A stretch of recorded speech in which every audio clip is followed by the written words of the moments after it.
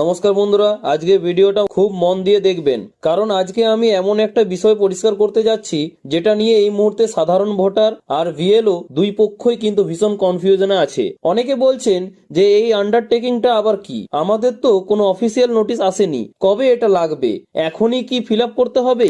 আজকের ভিডিওতে আমি সব প্রশ্নের পরিষ্কার উত্তর দেব এবং শেষে অন স্ক্রিনে কিন্তু দেখাবো এই আন্ডারটেকিংটা আসলে কি, কে ফিল আপ করবে, কখন লাগবে আর কাদের জন্য এটা দরকার। তাই ভিডিওটা স্কিপ না করে একদম শেষ পর্যন্ত দেখবেন।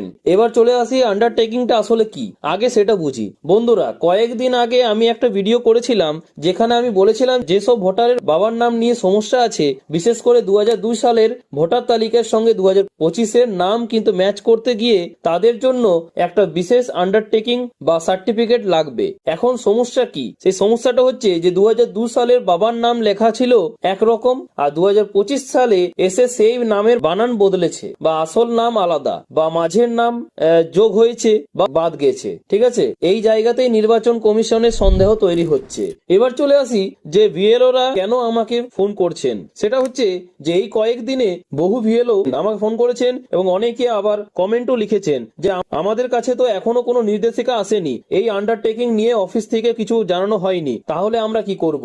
এই জায়গাতেই সবচেয়ে বড় ভুল বোঝাবুঝি হচ্ছে। আমি খুব পরিষ্কার করে বলছি যে এই আন্ডারটেকিং এখনই কিন্তু লাগবে না, এখনো কোনো ভিএলও কে এটা ফিল আপ করতে হবে না, এখনো অফিসিয়াল এটা হাতে আসেনি, এটাই স্বাভাবিক। এবার চলে আসি যে হেয়ারিং এ কারা পাচ্ছেন, দুই ভাগে বুঝুন। ঠিক আছে, চলো বুঝিয়ে দিচ্ছি। বন্ধুরা, হেয়ারিং হচ্ছে দু ধাপে। ঠিক আছে, প্রথম ধাপ হচ্ছে প্রায় 30 লক্ষ ভোটার। এরা কারা? যাদের নিজের নাম 2002 এর রোলে নেই এবং তাছাড়া বাবা মার রক্তের আত্মীয় বা কারোর নাম নেই। ঠিক আছে, আর তাছাড়া আরো আছে, সেটা হচ্ছে কোনোভাবে ম্যাপিং দেখাতে পারেননি।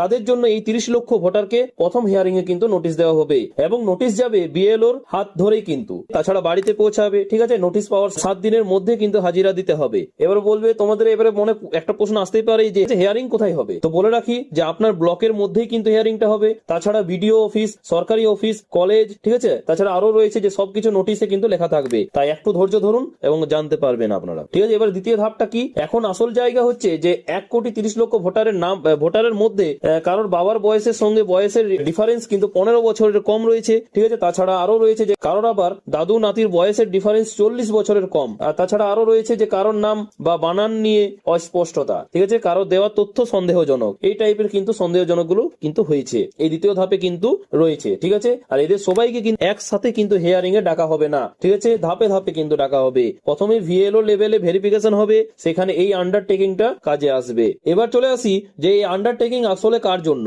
এখন খুব মন দিয়ে শুনুন, এই আন্ডারটেকিং লাগবে যাদের বাবার নামের বানান আলাদা, তাছাড়া যাদের 2002 এর নাম ছিল ধরুন বাবলু দাস আর 2025-এ লেখা হয়েছে বিমল দাস।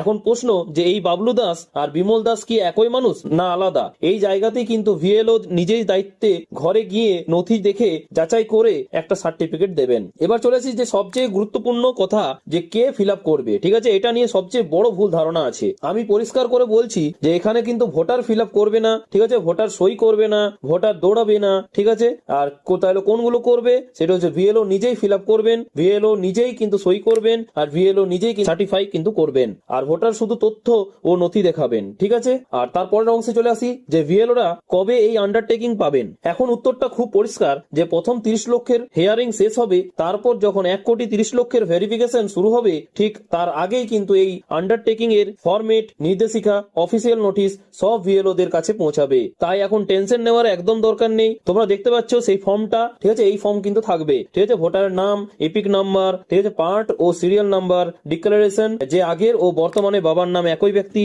ঠিক আছে, আর ভিএলওর সই, ভিএলওর আইডি, তারিখ ও স্থান, এই ফর্মটাই কিন্তু কমিশনের কাছে জমা হবে। তাহলে বুঝতে পারছো, এই সব কিন্তু শর্ত থাকবে। ঠিক আছে, সো বন্ধুরা, ঠিক আছে, এই বলে শেষ করলাম। আজকের ভিডিওটা যদি উপকারে আসে তাহলে অবশ্যই কিন্তু ভিডিওটাকে শেয়ার করুন, বন্ধুদের পাঠান এবং বিএলওদেরও জানাতে পারেন। ঠিক আছে, এই ধরনের এসআইআর কিংবা হিয়ারিং কিংবা ভোটার লিস্ট সংক্রান্ত সঠিক আপডেট পেতে চ্যানেলটিকে অবশ্যই কিন্তু সাবস্ক্রাইব করে রাখুন এবং নোটিফিকেশন বেল অন করে রাখুন, যাতে আপনি সবার আগে কিন্তু আপডেটটা পেয়ে যান। ঠিক আছে, এবং খুব শীঘ্রই কিন্তু আপডেটটা পান। ঠিক আছে, ঠিক আছে, এই বলে শেষ করলাম। ঠিক আছে, ধন্যবাদ।